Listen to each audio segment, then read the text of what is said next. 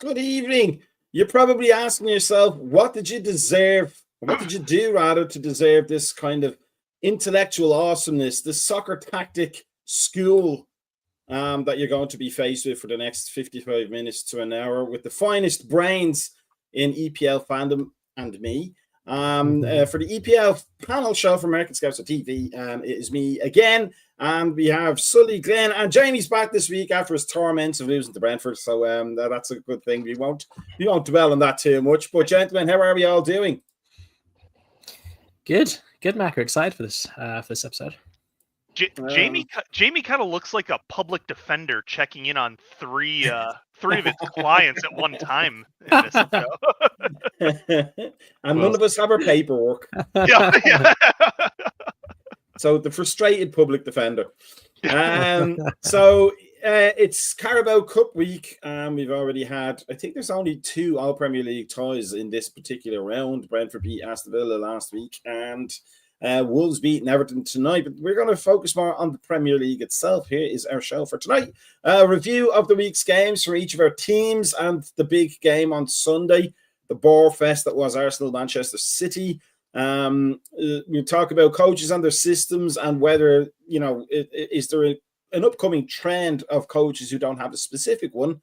And then Graham Potter in trouble already at West Ham. We'll have a little bit of chat about him. Then we'll preview the games for the coming weekend and see if there's any Tonali picks worth betting on if you're in a state that allows you to bet.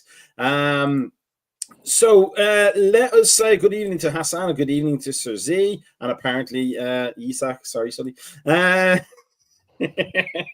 Z making enemies already. It always works out that way.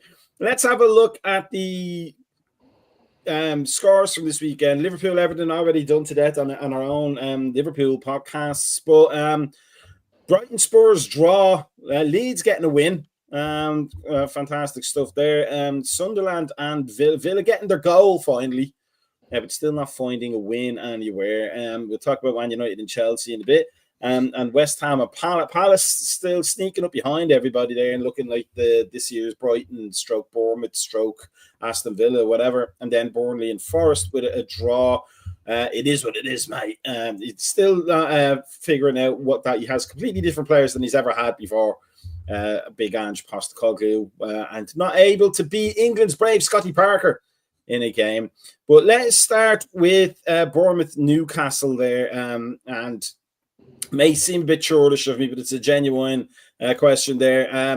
Your new striker drawing a blank after starting off so wonderfully well for you. Complete opposite to Liverpool, where our new strikers just been drawing blanks like it's going out of fashion, apart from tonight. But what are your thoughts? Bournemouth are a tricky side, aren't they? First of all, Sully, it's not just a matter of the fact that they're at home and they're kind of pulling results here, there, and everywhere. They're well coached and they're well organised by Iraola, who can't be there for that much longer, really, when you think about it.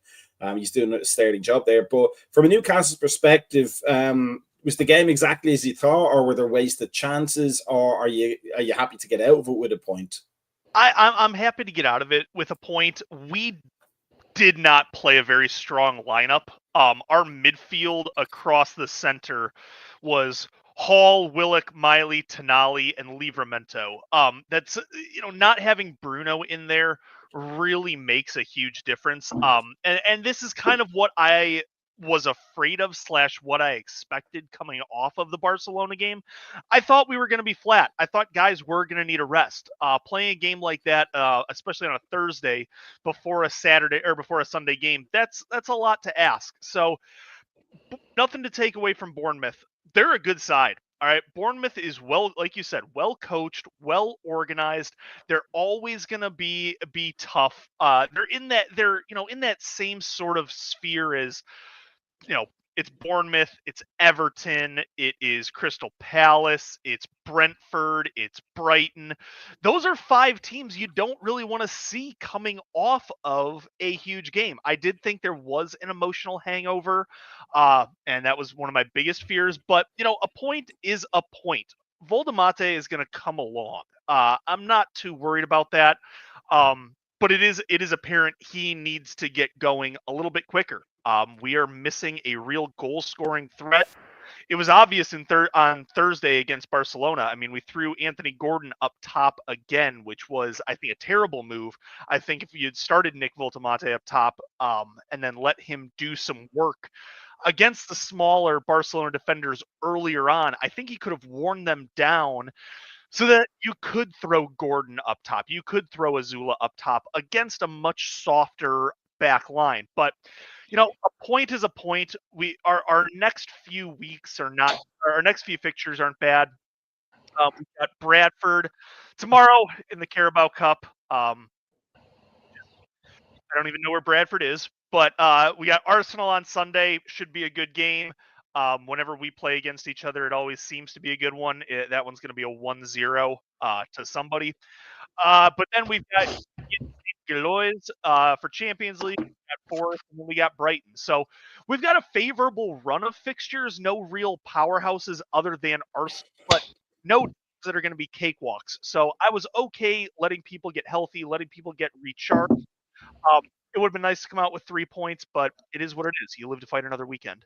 Now, do you think maybe in terms of Eddie Howe's planning, because I know there was a study done like 10 years ago, I think it was, that showed that it's specifically that Thursday, Sunday rotation is a killer for results, and teams that played in the Europa League and whatever that was there before the conference and then played Sunday had a lower win rate than if they played like the Monday instead, played in the Monday game. Do you think in terms of Eddie Howe's preparation, he's trying to manage the squad to get over that? And, that's why you saw the sort of weakened side against Bournemouth. And that maybe at this stage of the game, it might be worth him just going for it sometimes. I think so, but I also think this gave him an opportunity to work players like Hall and Miley back into the team. They picked up pretty significant injuries at the end of the season last year and haven't had a ton of minutes. This is a good time to start working them back in. I really think, and it sucks, trying to keep pace with a team like Liverpool who are just pulling W's out of their asses every week. Like, I think it's going to be a little bit of a work in progress, kind of a mini project up probably till November or so, trying to get this lineup right, trying to get this lineup in sort of a rhythm, into a groove. But I think he's going to figure it out. I have no issue with how Eddie handled it. Full faith in him still. I think it was the right move. Sometimes you got to lose a battle to win the war. And I think this was a perfect example of that. Yeah, pulling W's out of our asses why our next kit sponsor is going to be Preparation H, if anybody's wondering. W's coming out sideways. That's there you go. There you go. As long as we get a league title at the end of it, we don't care. Let's go to Brentford. Now, that is not how we thought that game would go there. Glenn, Fulham 3, Brentford 1.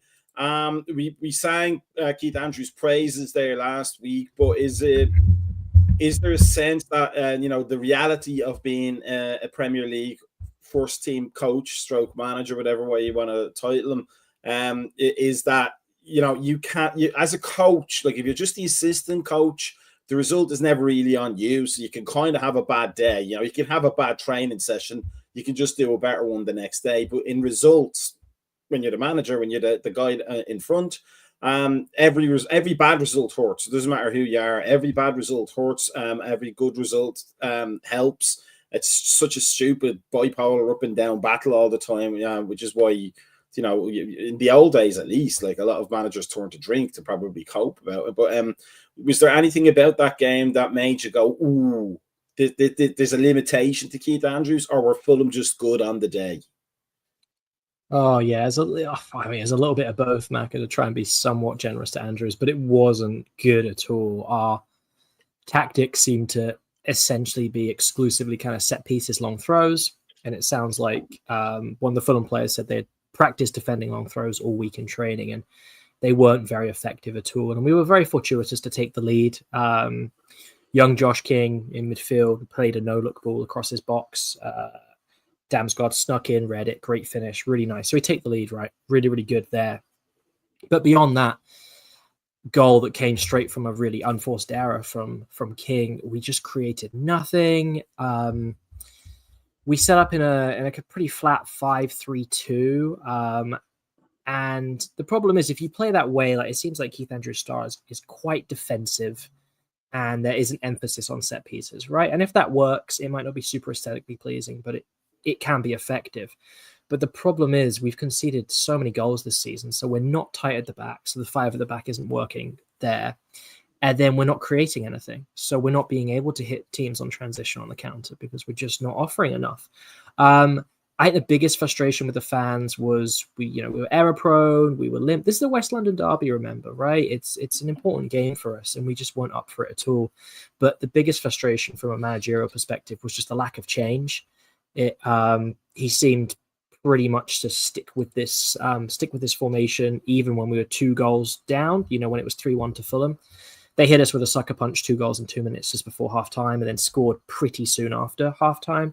So it was 3-1 down by 50 minutes, and there was a real lack of urgency from the bench to really change things, right? To experiment, to go 4 at the back, to take off a centre back, right? These things didn't happen. And as I said, if you're playing 5 at the back, there's an expectation, right, Mac, that you're going to be pretty solid. Like, that is the hope. And we were just error prone. We were shaky. Keller had a poor game. He did not look commanding. I've been pretty disappointed with him, at least the last handful of games. He hasn't had the presence I thought he would in goal at all. Centre backs aren't really getting any sense of strength from him, which is really disappointing. He'll come good and he's a top keeper, but I don't think he's had the kind of wow factor I thought he would for us, which is a shame. And yeah, I mean, overall, it was just a really, really weak performance. We created nothing. We were poor defensively, and the manager just refused to make changes. And one of the changes he did make, right, Maka, was taking Thiago, our record signing forward, off, which was strange. And one more thing, it's just like putting Dango Atara, who's our record signing following Thiago a year ago. He keeps starting him on the bench, and that's really frustrating because he's a flair player. He's exciting. I get he's not used to 90 minutes week in, week out, but if you pay 40 million for someone in Brentford's 11, this guy's got to be a priority start, right? He has to be. So, yeah, the hope is among the fan base that Man United, we'll talk about it later, obviously, with the previews, but we're hoping tactically we switch from 5-3-2 to a 4-3-3, just like we would have under Frank. And instead of, Bumo, Wissa, Sharda, it's going to be Sharda, Thiago, Dango. That's the hope for us. But yeah, it was a game to forget. It was drab. We were lifeless. And we made a very solid Fulham team who played very well. We made them look really, really good. Let me ask you this, though. In terms of Kelleher's sake, because I was looking at this, I'm just trying to check there while I'm thinking about it. But it is like sometimes part of the battle is that the defense itself it becomes a chicken and egg almost cycle. The defense causes the goalkeeper to be nervous, which causes the defense to be nervous, which causes the goalkeeper to be more nervous, which causes the defense to be more nervous again. It doesn't seem like Andrew. It seems like Andrews was awake for some of the team meetings when he played under Trapattoni in Ireland, and was asleep for some of the other ones. And so he only got half the information. In terms of, like, I'm just looking at the save percentages, and right now Keller has a better save percentage than Alisson Becker for shots on target. Like, in terms of, you would expect Alisson Becker to be a presence in goal, but he's behind a very solid defense. He doesn't get as many shots against him. Do you think the kind of change from the all-out press that Thomas Frank had as a system to this almost Italian 5-3-2, let's sit back and limit the damage, it doesn't really suit Kelleher. You need a goalkeeper who's happy on, like Shay Given. You need Shay Given for a defense like that, who's happy to sit on his line and defend everything that comes into the 6-yard box. Whereas Kelleher has been more used to being the sweeper keeper for all those years under Jurgen Klopp. Do you think kind of Andrews is exposing his tactical naivety with his formation decisions and how he's setting the team up and where he's setting them up on the field? Yeah, it's disappointing. And I was on a Brentford podcast earlier this week, yesterday actually, which is a US based one across the seas, but Forever B is really good fun.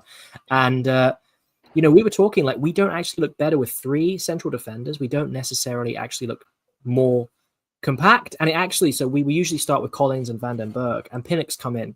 And I think there's actually more confusion, Macca, over where people should be instead of it actually working. So I'm really hoping for Kelleher's sake, for the centre-back's sake, I really hope that we revert to a 4 at the back. I'm not sure we will, but it's definitely not helping. And I mean, yeah, Kelleher, I just want him to dominate his box a bit more. I just want him to be a presence. I want him to look like a top keeper, which I know he is. He just looks timid.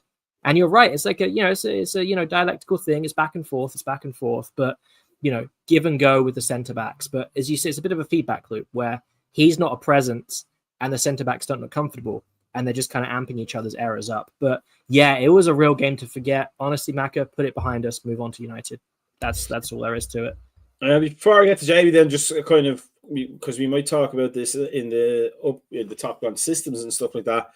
But do you think the Brentford fans can tolerate this sort of up and down tactical naivety from Keith Andrews for long enough? I know we talked about how your fan base is very forgiving and very supportive of the managers, but nevertheless, Premiership survival is quite important to clubs. Even with those parachute payments, you could drop down there and never see the Premier League again for years and years and years. Do you think the board, for a start, may look at it and go, wasn't the right decision? We should have went with a name coach that actually has a CV, a resume to look back on, and then will the fans tolerate it as well? If you feel that the existence in the Premier League is on a thread. Yeah, I think there'll be a difference between leadership and the fans. The fans will run out of patience first, and the leadership team have said, we've assessed it, we interviewed the candidates, we made our decision, we're going to stick with it. I don't think his job's going to be under pressure anytime until towards Christmas. Obviously, if things are extremely bad, then anyone's job is under pressure, but I don't think there's going to be much, we made the wrong decision, let's correct it. It's like, we back ourselves, we think he can do this for us. And there's always going to be a time of adjustment, right, Mackie? He's not going to come in and do brilliantly. It's just a shame that we threw those points away at Sunderland, right? That was a real waste. It's a shame, maybe we're leading against Chelsea. It's a different story if we end up beating them. They were good value for the draw, obviously. But maybe if we had nicked a win in one of those games, we're mid-table, it's all good. The fact we're one place off the relegation zone and the style of football we're playing is like not particularly entertaining or enterprising. That's going to be the problem. So yeah, as I said on the other podcast, I think what's going to have to happen first is Andrews is going to have to stop playing with what looks like fear and stop trying to not lose games, which is what it seems like early doors, and instead be proactive and try and win the games and take it from there. As a fan, I'd prefer us to be attacking and lose to Man United at the weekend, but just be aggressive and try something different than play like the most dour negative football. Maybe we get a draw, maybe we don't, but that kind of philosophy, it's just, it's the antithesis of Brentford in the Premier League. And like people are going to get really tired of that. So for Andrews to get the fans back on side, he's already had pretty minimal kind of leverage with everything that's gone on. But for Andrews to get the fans on side, I think he really needs to think about entertaining football. And it's easier said than done, but Mac, my fear is that the lower we sink, it's going to be another feedback loop where we just keep fighting for every point instead of building a kind of decent philosophy and a decent style of football, because 5-3-2 is not very nice to watch, especially when it's quite flat. So that's my main thoughts. I mean, the fans are going to be impatient. They're going to be at odds with the leadership team who are going to back him. But to get them on side, we've got to start playing some more attractive football. We've got to use Dango Atara. You cannot have 40 million on the bench. It's ridiculous. Let's put a pin on Keith Andrews, and I don't mean literally for a little bit later, but let's go back to the scores there. Man United and Chelsea, Jamie, 2-1, 2 red cards. But I caught some of the game highlight-wise, but the main takeaway I get from it is that Chelsea should have done something more in that game. And United weren't exactly value for their 2-1. I could be wrong on that, and it could be just my Liverpool boys. This is a spider web. But it seems like Chelsea played kind of within themselves a lot, and it was a United team there for the taking. But tell us what your thoughts on that game are. Thoughts were hats off to the Old Trafford ground staff. They fixed the leak, which is obviously the main takeaway from the game. We haven't started well any game this season. That trend continued here. I don't think Chelsea have scored the first goal in a single game this season in any competition. United looked really good to start. They looked sharp. They looked up for it. I mean, that's what happens, I guess, when you get as embarrassed as they do. Robert Sanchez not quite sure what he was doing, like against the leaky Man United side. Like if you go one down inside 5 minutes, it's probably not the end of the world, but you may still win like we did against West Ham.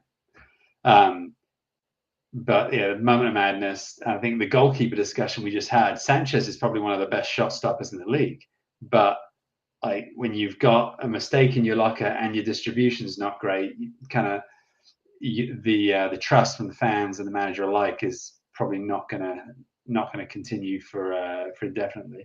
But yeah, Maresca's substitutions were just peculiar. So we made 3 substitutions within 21 minutes, which is a Premier League record. So understandably, you need a goalkeeper. You've got a goalkeeper on the bench. You take off an attacker to bring a goalkeeper. That was sound. But you've also got Cole Palmer, who's nursing an injury and can't play 90 minutes. And you've got Fofana at the back, who's also nursing an injury and can't play 90 minutes. So you'd think maybe one of those is someone that you pull to shift things around. Probably the last player, or maybe the second last after Caicedo, when you got 10 men. You wouldn't take off Pedro Neto. Like he's got an engine, he can stretch the defense. He's your out ball. He's fairly tactically disciplined, and if you need him to play left back, he can. So, like, really peculiar to take him off. And then we just invited United onto us. To be honest, we took off all of our attacking players. Had João Pedro play up front on his own. Like he's not a target man, so he's completely out of his element. He actually did okay, but and then we were just shipping goals because Jorgensen was the most timid goalkeeper you've seen when the ball was in his box. Should have just grabbed it, didn't. And Casemiro scored. Bruno's first goal was actually pretty good, but we just invited pressure onto him. Casemiro, it was probably a generous red card. I think it was probably not worth a second booking when he got sent off, but it would be him, like, and Man United, like you would be screaming at your team, do not make it 10 aside, like whatever you do. But Casemiro did. Second half, we looked better. Chelsea, like 10 versus 10. We were at least coming at Man United, but we had a couple of shots. That's it. And you need more than that on Man United. Really disappointing. I'd say Sanchez, like he caused that was the first blip, but Maresca, his substitution, that was the weirdest managerial performance I think I've seen from him. He went full Pep, like even more so than Arteta, and just overthought it to the nth degree. And ultimately, had he just taken off one attacker, I think we would have been in the game. But when you've got no attackers on the field and we're playing basically like Brentford have been in that like really flat 5-3-3, like you're not going to score a goal, and we proved that. Now we discussed this pre-season and early on in the season, Jay. The Club World Cup and the effect it would have on teams, and yeah, you were fairly hopeful that the size of the squad would help, and a sizable squad would help if the manager rotates the players that have been playing the most or they're half injured. But we're seeing a little bit with City as well, some sort of hangover at least. Do you think that the effects of that World Cup and the shortened pre-season may have been a tad underestimated by Maresca and Pep Guardiola, if you wanted to expand it into that? Yeah, perhaps. I think like it's the muscular injuries that I think are kind of coming to fruition that we thought might. Like Palmer kind of can't get away from this groin injury, and just not having the pre-season that we necessarily wanted. I think that's probably why we've started in this way, fairly inconsistently and completely unable to start games quickly. I actually thought this would happen, that we would be fine, and then it would catch up to us at Christmas. Perhaps, I mean, who's to say? Perhaps this is the good bit, and get even worse. Or this is our rough patch that Chelsea always go through, and once Palmer's back to full fitness, we'll pick it back up. But we'll see. I think we've lost 3 players to Palmer's not so serious, but 3 players, 2 other players, Colwill and Esugo, to fairly serious injuries, and Lavia can't play 90 minutes in his backyard once a month because he's getting injured. You dodged a bullet with that one. We'll see.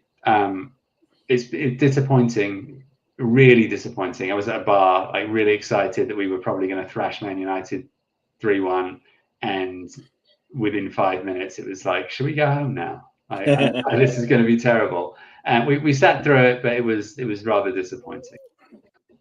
Now let's look at that big game there. We'll start with Sully. I want all three of your opinions on it. Arsenal and City for the weekend, Sully. Now we'll get onto this idea in the next kind of section of this, but Pep Guardiola played a very un-Pep Guardiola-like 4-5-1 for a lot of that game and sat back and defended in his box, which is not something you'd expect from Pep Guardiola. For if he defends, it's usually through possession. It's usually through boring, what you call a python-like grip on the possession of the game and not letting the other team have the ball.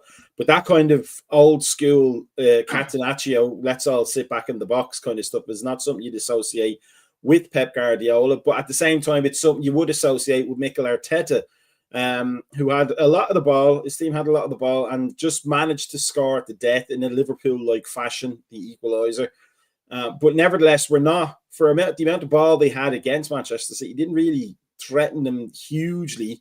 Are we seeing a change, do you think, in Pep Guardiola's view of the game? And is this kind of lack of adventure, is that something that's going to be the thing that holds Mikel Arteta back? In terms of Pep doesn't. Pep kind of strikes me as not having it anymore, not really being up for it. I think Pep is ready for a new challenge. And I know there've been the rumors, I know his contract is up at the end of the season and stuff, but he kind of seems 1 foot out the door. He seems like he's trying some things just sort of for the sake of trying them. Doesn't seem terribly invested. I don't think this is a complete indictment of Pep, but you have to look at his track record. He is somebody who likes to move around and take on new challenges. I mean, so I'll be interested to see where he goes next. MLS, League MX would be very, very interesting with Pep at the helm. League of Ireland. Yes, now we're talking. Now you can take over St. Patrick's Athletic for me.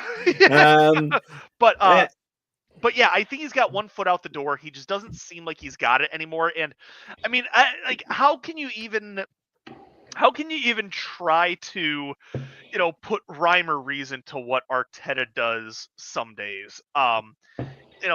Calafiori looked like he was going to be banging in assists all season, and he's gone kind of quiet the last few games. So I think this was a movable object.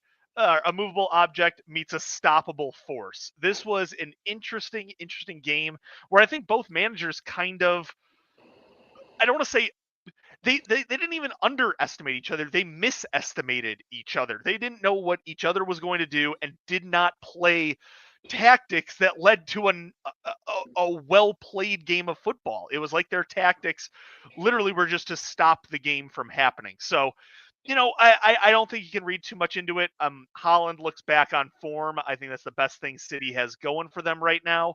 But we'll see what happens.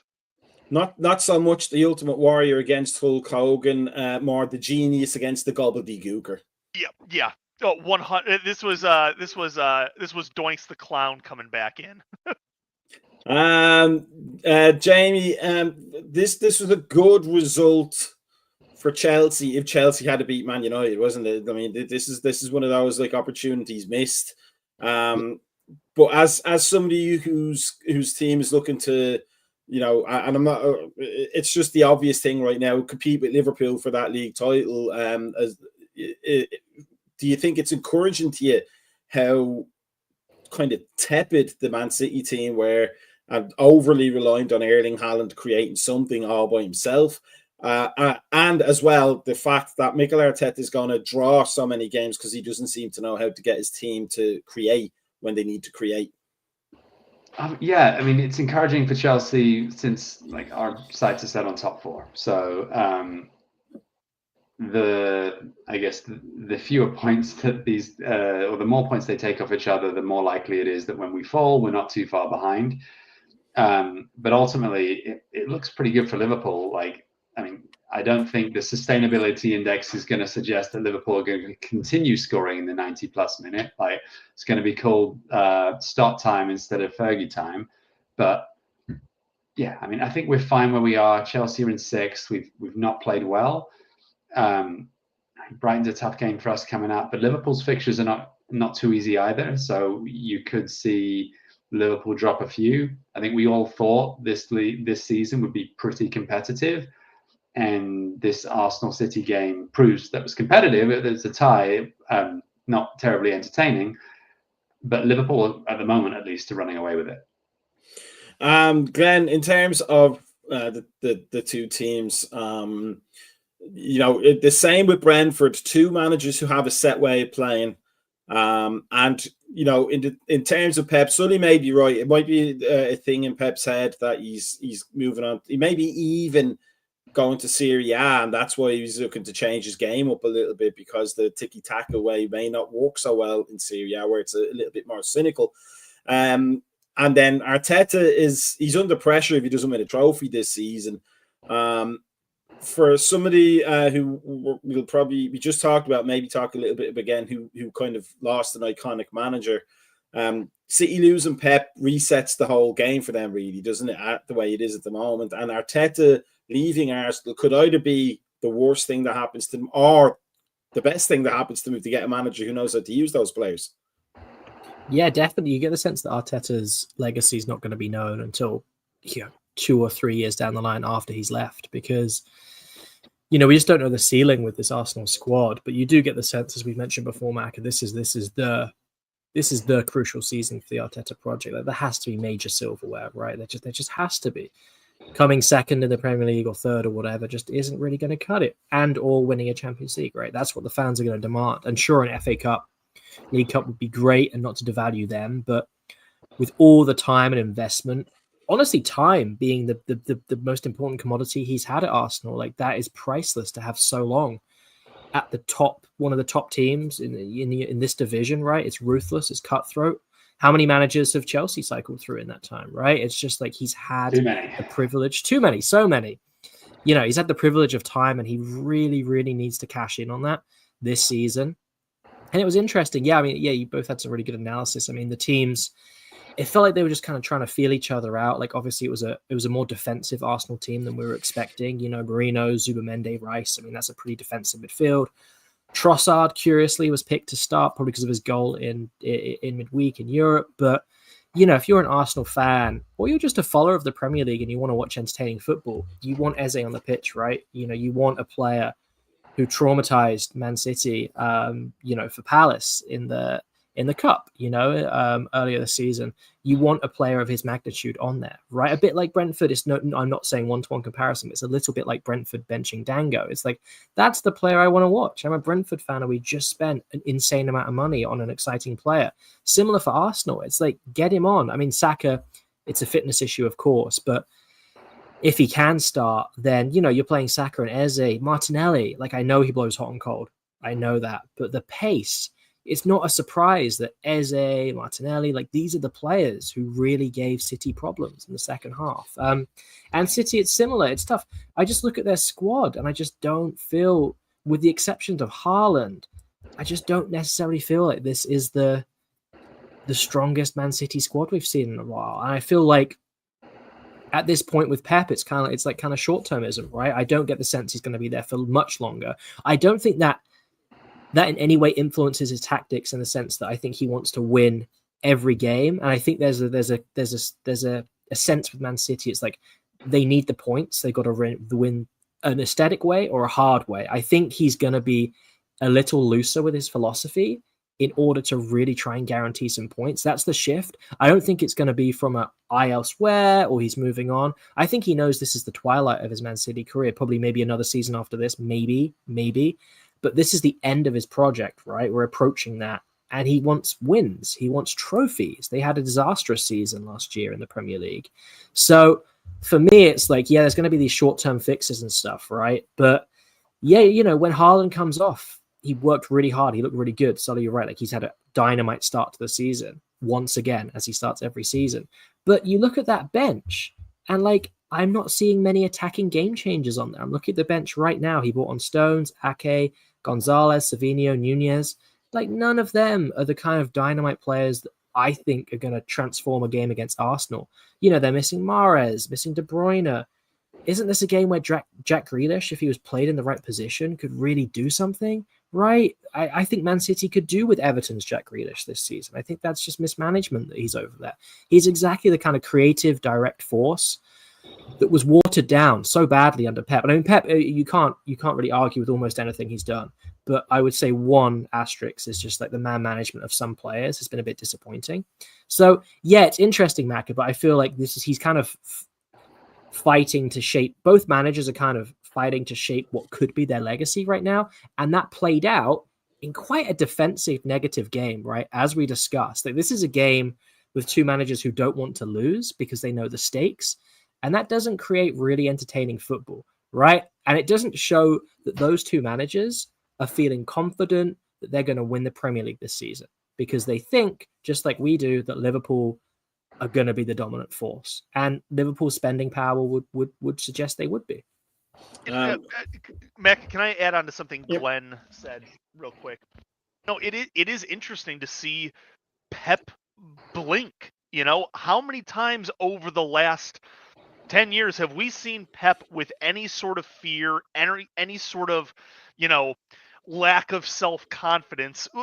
We haven't. We just simply haven't. This is uncharted waters for arguably the best manager of all time. I mean there is, I think, a case to be made there, and the fact that, like, Pep, It's Mike Bassett. What are you talking about? Mike Bassett's the best We manager of have all seen time. him. We have seen him tinker, though. We may not have seen him like lose confidence, but tinkering is his specialty. That's where Arteta gets it from. that is true. This is true. Now, but as I was gonna say, I mean, I think that also does show. I think that shows that his focus isn't there. You know, I think that really shows that he's got other things on his mind. If he blinked, if he kind of stopped himself and second guessed himself. So yeah, I mean, it'll be. I think it'll be a changing of the guard for City next year. And I think Pep will move on to somewhere where he feels like he can have a challenge. I'm not going to, I'll have to say, I probably have to end this show now. I will not have Mike Bassett's reputation sullied like that, Sully. That's just the space we talk. I just want to see Big Sam come in and be a caretaker at City. That's what I want to see. With his point of wine. His point of wine. Yeah. Let's have a look at the league table then. Obviously, Liverpool top 5 wins from 5, and they're pulling it out of the back of our asses. But again, I think we might have the most goals scored, or at least close enough to it. Arsenal in second, 5 points behind. Spurs, you know, Thomas Frank shown what he can do and what he's made of. Bournemouth, the surprising fourth. Palace up there, and then Chelsea in sixth. But of course, the caveat is always teams like Bournemouth and Palace don't really survive past Christmas in those positions. But City down at ninth, along with Everton, and so look at the bottom half, and the same points as Man United and Leeds. So, you know, cause for worry there, and maybe a little bit of cause for worry for Newcastle as well, but only 1 win out of 5 and 3 draws. Villa, the surprise down at the bottom there with West Ham and Wolves, but Brentford, again, as we said, struggling a wee bit, and maybe the Keith Andrews grenade the pin has to be pulled maybe a little bit sooner rather than later, because there is a point past which even a new manager can't do any good. But let's that wasn't laughing there, it was a cough. Let's go on and talk about, because it's a nice segue. Now we have this thing on the Liverpool specific podcasts where we all have the same question as Liverpool fans. Same 2 questions. What is an Arne Slot player, and what does an Arne Slot team look like? We don't know. Last year, he basically took a Klopp team and tweaked it here and there and won the league. This year, we're getting, I wouldn't say lucky wins, but we're certainly not dominating games. And you know, there is a sort of a time limit to being able to score last minute winners. Although it's, you know, people like Cosy on the Liverpool specific podcast point out, United did that for decades, or for a decade at least, under Alex Ferguson, of not playing well and pulling out last minute wins. But there does seem to be a dichotomy right now of managers like this gentleman here, who's hopefully wearing Pampers in that position, who have systems that they're going to stick to regardless of what the players are. Ange Postecoglou's the same. I would imagine Keith Andrews is probably the same as well, Glenn, in the sense of, he's going to think defensively, and that's what's going to happen, even if the players are suited for more. Arteta with his tactics. Pep Guardiola, as we said, tinkering a little bit. But, gentlemen, is there a dichotomy happening? Like Eddie Howe, I don't know if I could pinpoint a specific Eddie Howe strategy, Sully. It just seems to be to play good football and win games. That seems to be Arne Slot's philosophy as well. Just win the game and play good football doing it. How you do that is up to you. Do you think there is we're seeing that kind of split? The age of the kind of the pragmatic coaches coming back after so many years of the tiki-taka systems coaches? I mean, I think everything in the world is a pendulum. You swing too far one way, you're going to come back the other direction. That's what my wife says. Yeah. Sorry. Jamie, get your client under control. All right. With that being said, though, I don't know. It is an interesting dichotomy. And I think what it is more so is systems versus identity. You know what I mean? In a team, because I would say Liverpool and Newcastle have an identity. Like, they're going to play hard, they're going to play fast, they're going to play physical. They're never going to roll over. These are teams that are go from the start. And I think a team like Brentford, I think Brentford had an identity under Frank, and now is having to deal with tactics under Keith Andrews. Because I think that comes with one of the things of being a seasoned manager. I think you do have the ability to mold the psyche of your team as you get a little bit more credibility. For Chelsea, Chelsea's identity is, here's 8 years, 100 million pounds, go get them. It's sort of a weird. We're at a crossroads. We are at a crossroads of what sort of the in style of manager is going to be. I would be very interested to see in, like, these younger managers coming up. Some of these guys who were also players. Because we're seeing that even, we've always seen that, but we're seeing that more and more. High level players getting into the coach's box. Vincent Kompany at Bayern, Fabregas at Como. So I think it'll be interesting to see, do those players lean into more of that identity era, because that's when they played, or do they lean into the tactics because that's what was in vogue as they started coaching? So I think it's going to depend on the team. I think some teams still might need to go for the tactics in order to get more out of a shit squad.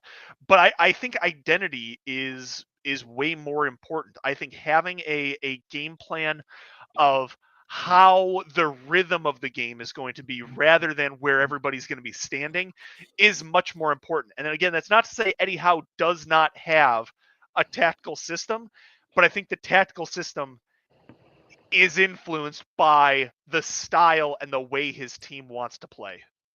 Jamie, Sonny makes a point there. Now, at least since the Abramovich era, and for the Abramovich era, the identity of the Chelsea team seemed to be a strong defense and a very quick counter-attack. Start with Ranieri, to be fair. But he was just a little bit too much on the changing formations week to week and puzzling his own players. No surprise that he won his only league title at Leicester when he played the same 4-4-2 every single week. Lesson there for you there, Claudio. But Mourinho came in, played the 4-3-3, but played it as a defensive counter-attack system. Carlo Ancelotti famously doesn't coach attack. He leaves the attack up to the attackers and spends most of his time working on the defensive side of the game. Whereas Phil Scolari came in and was trying to be Brazilian coach. Avram Grant came in and just didn't know his way in and out of the building, by the looks of things sometimes. But definitely under Abramovich, there was a profile of how the team should play and a profile of the kind of manager that there is. But now under Bowley, it seems to be kind of chasing the tail a little bit, kind of like Maresca is definitely, I think, a systems manager. This is how he wants to play, and he's going to play this way. Do you agree with that assessment of Maresca and Chelsea? And if so, do you think it's something that has to change slowly for a club like Chelsea? Or can Brentford, for example, go from the high pressing, direct style of Thomas Frank to the defensive style of Keith Andrews, or does there need to be a necessary transition period? I'd say it depends. I'll answer the first part first, if it's okay with you. I mean, Chelsea have hired Italian managers, which is kind of one of the reasons why we've been historically fairly defensive. Mourinho fit perfectly in there. I think, and Benitez, who's highly influenced by Italian coaching. managers' systems really succeed or fail based on how well they fit the team and how much time they're given to bring in people who can fit said system. I think Chelsea under Abramovich showed a significant willingness to back the manager, right? So we spent millions of dollars before it was cool, and we kind of broke football before all these nation states even tried. That said, we did have a style which kind of stuck over time. I think it fluctuated kind of with each manager, but some lasted longer than others. And the legacy was Chelsea, like through the partnership with John Terry, like players last longer than managers typically. And as such, like that foundation remains throughout the team. Chelsea had a spine of Petr Cech, John Terry, Frank Lampard, Didier Drogba for more than a decade. And peripheral players came in around them, but that core spine maintained that style of play and that identity. So that is core. If you don't have core players who have the club at heart, it's tough to establish that sort of style. But also, I think style and culture kind of there's a Venn diagram overlap somewhere. And I mentioned earlier that I think I think if the manager isn't given time, he can't implement his style. But if the manager doesn't naively just assumes that players that have never played his style before are going to be successful in doing so, and to Ruben Amorim, like you're not going to necessarily find huge success there. I think there is a time when managers can significantly change a system and the players just gel with it. For example, Conte, when he came in at Chelsea, we'd never played 3 at the back, 5 at the back, and no one's ever won the league like that before or since. But it really worked with the personnel we had. He brought Victor Moses back into the fray. Marcus Alonso is like the perfect wing back because he may as well have played up front. And I think you need to make sure that your players fit the system. Maresca now has an identity and a style of play that he believes in. It is different to kind of Chelsea of old. I don't think it's quite Graham Potter, like kind of like pursuing style at the expense of anything. Like he is quite pragmatic, Maresca, to the degree that it's boring to watch. And he believes like, he's incredibly tactical. Sometimes takes the opposition team into account too much, rather than saying this is how we play. We're going to dominate the game. This is how we're going to do it. Kind of looks at how Southampton have played recently and tries to tailor the team to that. Whereas I understand doing it for the top 6 side, but other than that, we're going to have most of the ball. Let's just play our way. I think. I mean, he's not brand new, but he's a season in, and we're still kind of, even with all the transfers Chelsea have made, we're still kind of evaluating what that really looks like, as we're still trying to find our best 11 and find our feet. So the styles like styles work. Like I think it depends on the manager and the style and the group of players they're trying to instill it in. Like Arnie Stott's style, like you said, we don't necessarily know what that is yet, but whatever it is, the players that were under Jurgen Klopp have adapted fantastically to it. You did ask what type of player is his. I'd argue that it's an average price tag of $100 million striker is his player. It seems to be what you've spent so far. But I think he's also shown an ability to integrate a lot of new signings this season into the side, and without any hiccup. And I think that's as much as the tactical play, that's as much of a challenge that a lot of managers aren't able to overcome. So I think he's done that fantastically well. I'll have you know, his first player was Chiesa for 12 million. So I don't know what's talking about this $100 million price tag. I did say striker, average striker. That is true. Now, again, you're, I think, perfectly positioned to talk about like the difference between identity and style, which I think is a brilliant point Sully made. Thomas Frank had an identity, or identity and tactics rather. Thomas Frank had an identity. Brentford had an identity, whereas Keith Andrews is bringing in tactics.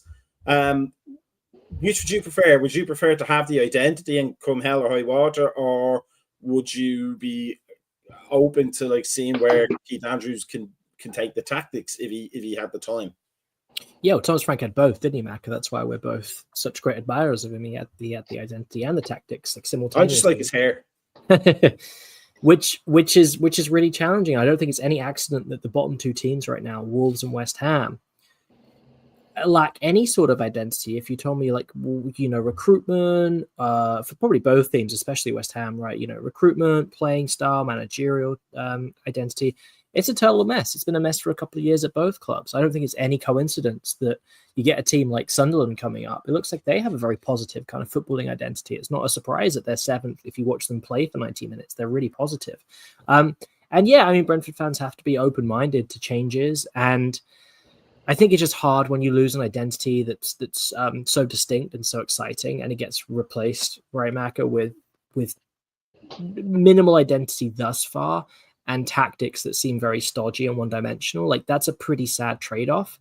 Whereas, as I said, Thomas Frank, we had a very clear high press, exciting identity, but Thomas Frank could also change tactics, right? When we have had many injury crises over our time in the Premier League, Thomas Frank would drop to 5 at the back, right? Would play flatter, would look defensive, right? He had the kind of nous to do that. And a criticism fans had this weekend was, as I said, there was no imagination from Andrews. And a few people have said Thomas Frank in that situation would have changed the formation once, twice, maybe even 3 times to just try and force something different to happen. Whereas under Andrews and on at the weekend, it was just so passive.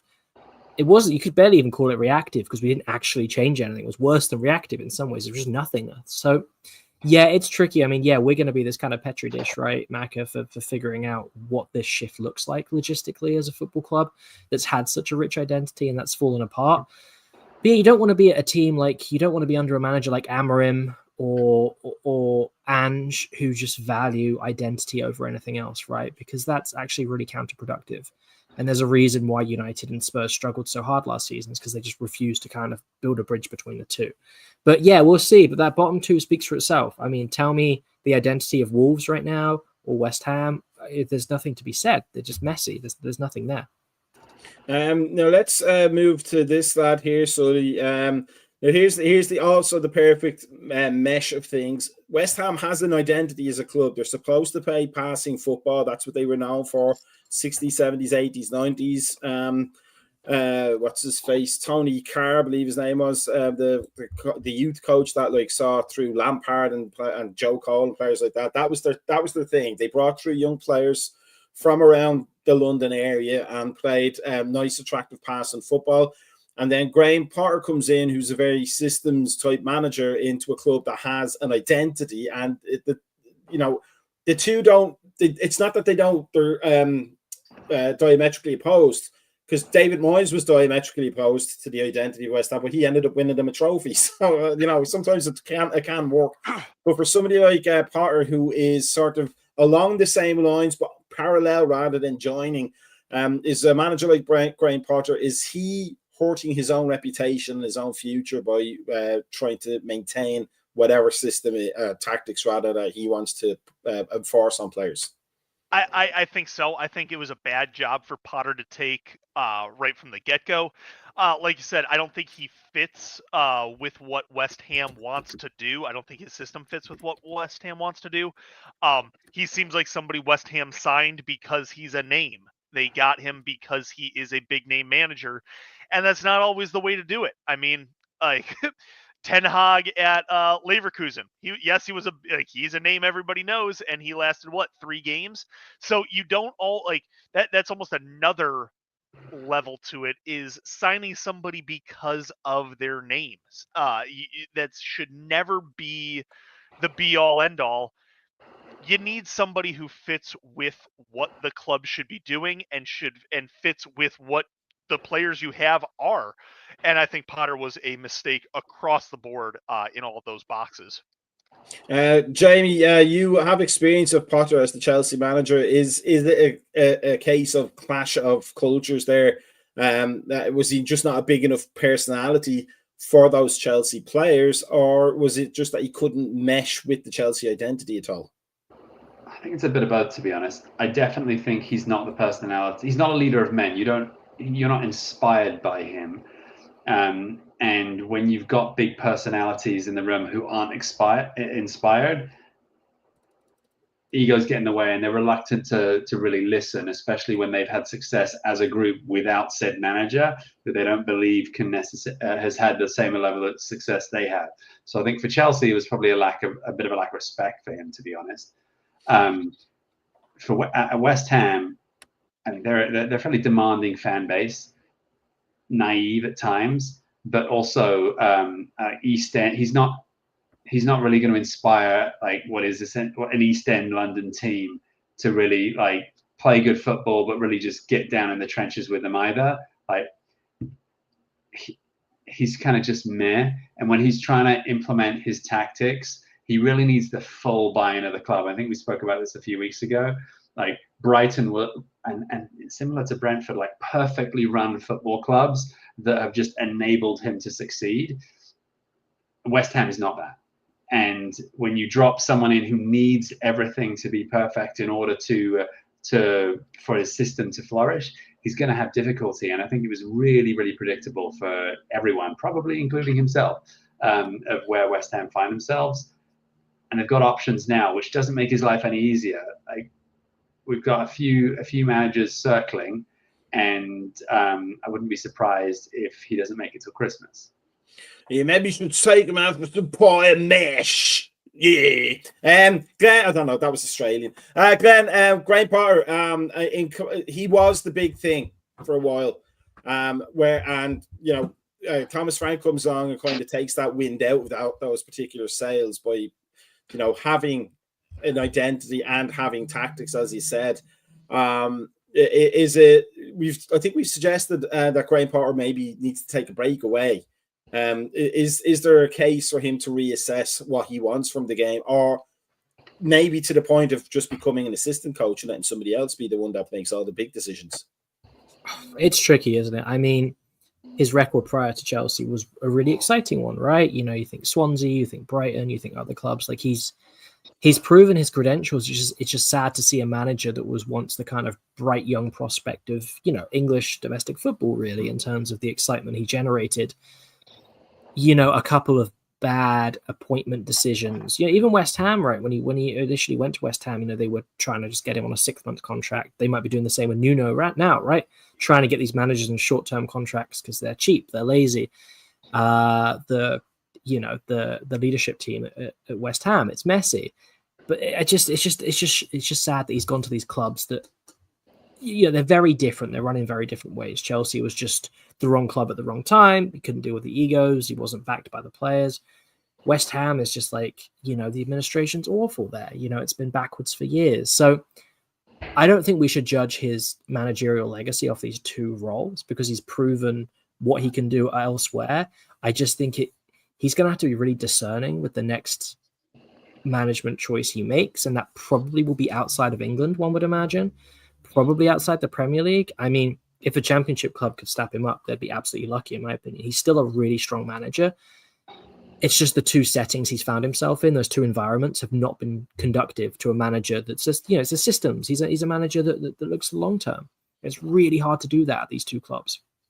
You should go to St. Pat's Athletic in the League of Ireland. Let's have a look at the fixtures for this week coming. Brentford and Man United, and Chelsea against Brighton, and Newcastle against Arsenal. Let's start with that one, Sully. What are your thoughts on that game? What are you looking for? I mean, I think it's going to be a classic super physical battle between Arsenal and Newcastle. These are two teams that do not like each other. The players have pretty much said as much. I think we play a much stronger lineup. I don't think the win that we are looking for comes this week, though. So I pick a 2-2 draw. Brentford against Man United there. Glenn, are you looking for a home win, or is there enough in Man United's own trepidations that you think you could get something from that, or are we looking at a 0-0 or 1-1 draw? Got to be looking for the win, right, Macca? That's really important for us, I think. The early kickoff. I mean, it's two managers. I don't want to say Andrews is under pressure because he's not from the ownership team, but from fans, he probably is under pressure. And Amorim, his record speaks for itself. It's diabolical. So, yeah, it's amazing. It's like match day 6, right? And we're already getting teams playing each other whose managers are under pressure. Like that's pretty crazy this early on in the season. We've got to go for the win. I hope we play 4-3-3 as discussed. I hope we take the game to United. They've got players that can hurt you if you sit back, right? Give the ball to Cunha, give the ball to Bruno. Like, these are players that can pick a pass, can pick a goal. But we've just got to put them under pressure. If we can get an early goal, we're the team. We've scored early goals. We've taken the lead. We've just thrown away more points in winning positions than anyone else in the league this season, which is so frustrating. So yeah, take the game to them. Hope we have a good atmosphere. The early kickoffs are hard to generate that kind of 3:00 atmosphere, I find, in England. But yeah, United, I don't want to say they're there for the taking. They're mid-table, and I think they have the highest XG of all teams in the league, which is mind-blowing. But it's always an opportunity. Man United under Amorim, they blow so hot and cold, and we have to take the game to them. I want to be positive and say Brentford win. I think we need 3 points. Let's look at again Chelsea and Brighton. A team that we talked about in terms of like Potter doing something there, but they're still doing things there in the background. Jamie, they're a well-run club, but should this be not a procession but a foregone conclusion, do you think? I think it'll be a tough game, to be honest. Parma is TBD. I'd like to think we have enough to get by them, but I did also just watch us play Lincoln City and struggle. So I have to think that Brighton will put up more of a test. With Delap out, we've been reluctant to play Guiu, who we brought back from Sunderland, up top. So we've been playing Tariq George, who's incredibly lightweight. You've seen him; he's a twig. I think we'll struggle to score goals if Pedro's not fit and Palmer's out and Buonanotte is like 5 foot tall. Maybe he can't play against his parent club, to come to think of it. But we'll see. We will likely win, but make very difficult work of it. Probably some sort of 2-1. I think Sanchez is probably back because, from what I recall, the League Cup actually counts as the 1 game suspension. Yeah. I think it was a 1 game suspension because his high and late challenge was considered denying a goal scoring opportunity, not serious foul play. And I think he's back. For what it's worth. Yeah. So let's look at the Tonali picks. Sully, anything from that pops out for you as an obvious Tonali pick? Palace over Liverpool. I think Palace is at home. I was looking at this as you guys were talking. I like Palace in that one to get something. I don't know if it's a win, but I could see a point. Yeah, Palace. Palace is my pick, and I think I'm going to take the under in that game also. Isak started to score record tonight. Sprinkle a little bit. Yeah, but it's that Palace defense. That's true. They are very good. Jay, anything that pops out as a Tonali pick there for you? I think Brentford will potentially get all 3 against Man United. I'm not sure if that counts as a Tonali pick. Otherwise, yeah, it's a tough one. yeah, right. Like, no, I was listening to what Glenn was saying, and that speaks to me. So I think there's potential there. Otherwise, Newcastle, I think, will tie, or they'll get something against Arsenal. I doubt they'll win, but I think I could see that being 1-1, 2-2, something like that. Glenn, anything else jumps out from you, or do you concur with any of the lads' choices? Yeah, well, I don't think City are going to blow Burnley away. I'm not going to make it my penalties picks, but I think Burnley have looked pretty okay defensively for the most part this season. They're still shipping chances, but I don't think Man City are going to blow Burnley away. I think they will win. But, I mean, yeah, there you go. I mean, Hassan in the chat, Burnley taking a 0.11. That wouldn't surprise me, but I think my pick's going to be Sunderland. I think Ange is already a manager that needs to get points on the board, and Sunderland have started so brightly this season. They look really, really solid. They've recruited brilliantly. I mean, Xhaka at the heart of the midfield is brilliant. That cushioned header for the assist at the weekend was brilliant. I can definitely see. What's that, Jimmy? Pun intended. They've started brightly at the Stadium of Light. Oh well, they have unintended. There we go. They have. Get everything here. It's funny you say that, Jimmy, because if it was a home game for them, I'd be much more confident. The fact it's away is a little trickier, but I think Sunderland can get a very positive result against Ange's Forest.